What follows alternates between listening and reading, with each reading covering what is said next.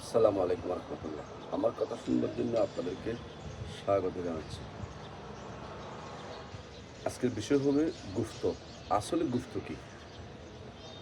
গুফত নিয়ে আজকে তারেক রহমানও গুপ্তর কথা বলতেছে, সারা দেশের মানুষও গুপ্তর কথা বলতেছে। এখন গুফত এটা একটা কমন ডায়লগে পরিণত হয়েছে। এখন আমরা সাধারণত গুফত বলে থাকি, স্বাভাবিকভাবে চলাফেরা করবে এবং তার আদর্শ থাকবে একরকম, ভিন্ন আদর্শের সাথে গোপনে আন্ডারগ্রাউন্ডে লুঙ্গির নিচে, লুঙ্গির তলে তারা অবস্থান করবে। যখন খুলাসা পরিবর্তন করে, যখন নিজের আদর্শের কথা জানান দিবি, তখন তাদেরকে আমরা গুপ্ত করি। যেমন ঢাকা বিশ্ববিদ্যালয়ে ছাত্রলীগের মিছিল, মিটিং, পদ পদবি সবগুলো ব্যবহার করেছে, হঠাৎ করে তাদেরকে ছাত্র শিবিরে ঘোষণা দিয়েছে। সাধারণত এদেরকে আমরা সবাই গুপ্ত বলেই ঠিক করে থাকি।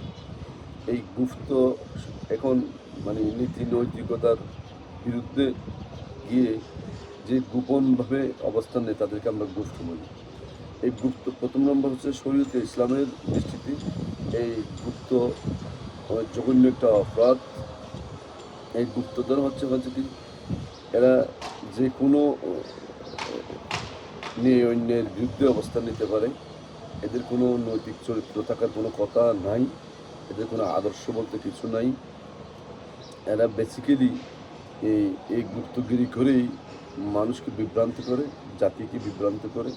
এই জন্য বিএনপির চেয়ারম্যান জনাব তারেক রহমান থেকে শুরু করে আজকে দেশের তৃণমূল পর্যায়ে এটা শিশু পর্যন্ত গুপ্ত একটা কথা বলে থাকেন।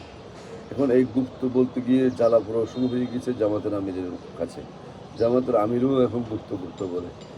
যে জামাতের আমির তারেক রহমানকে একসময় বলেছিলেন এই জুলাই গণ অভ্যুত্থানের মাস্টার মাইন্ড হচ্ছেন একমাত্র তারেক রহমান, কিন্তু আজকে তিনিও তাকে গুপ্ত বলতেছেন।